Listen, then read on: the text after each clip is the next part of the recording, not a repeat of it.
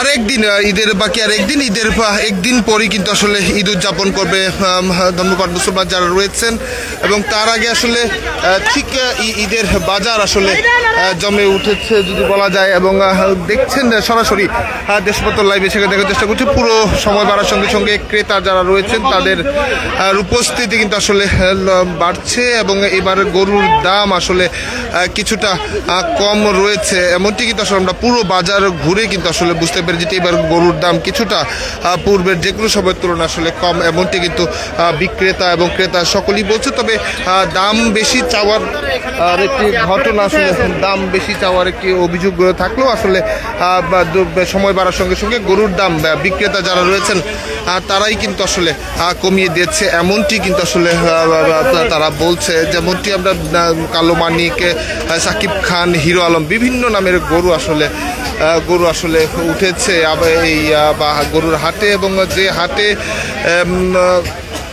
যে হাটে আসলে এই গরুগুলো উঠেছে এবং এই হাটকে ঘিরে একদমের ক্রেতাদের উপস্থিতি যেরকম বাড়ছে ঠিক তেমনিভাবে পুরো জমজমাট হয়ে উঠেছে কোরবানির পশুর হাট। তবে কিছুটা বৃষ্টি আসার কারণে এক ধরনের ভোগান্তিতে পড়তে হচ্ছে ক্রেতাদের, কেননা কাদার সৃষ্টি হচ্ছে। এবং এই প্রেক্ষিতে যারা মূলত গরুর হাটে আসে না তারা কিছুটা ভোগান্তিতে পড়লেও যেহেতু আর একদিন বাকি আছে, একদিন পরেই কোরবানির ঈদ এবং সেই ঈদ আয়োজন সম্পূর্ণ করতে কিন্তু যারা রয়েছেন কোরবানির পশু কিনতে শেষ সময়ে ঠিক এই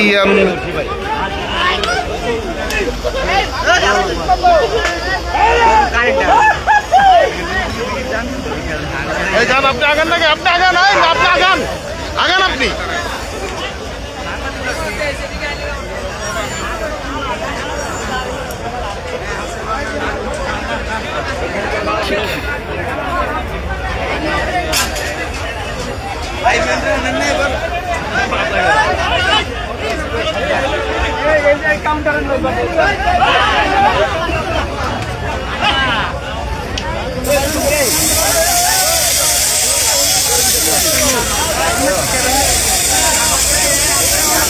যেমনটি দেখছেন এক ধরনের পশু কিনে আসলে চলে যাচ্ছে অনেকেই, আবার অনেকেই নতুন করে কিনতেছে। তবে মানুষের ক্রেতাদের ভিড়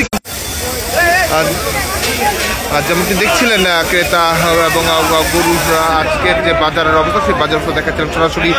সময় বাড়ার সঙ্গে সঙ্গে ক্রেতাদের ভিড় বাড়ছে এবং একদিন পোহানি যেতে ঈদ, সেখানে আসলে ঈদের আমেজ ধরে রাখতে এখানে কিন্তু হাটের যে ভিড় বাস্তবতা সেটি কিন্তু বেড়েছে। এবং গাবতলীর এই হাটে সকালবেলা স্বরাষ্ট্র উপদেষ্টা এসেছিলেন, নিরাপত্তার বিষয়ে বলেছেন এবং সরবরাহ আয়োজনে ঈদের বাজার সম্পন্ন করার জন্য নিরাপত্তা ব্যবস্থাও কিন্তু স্বরাষ্ট্র মন্ত্রক থেকে যোগাযোগ করেছেন।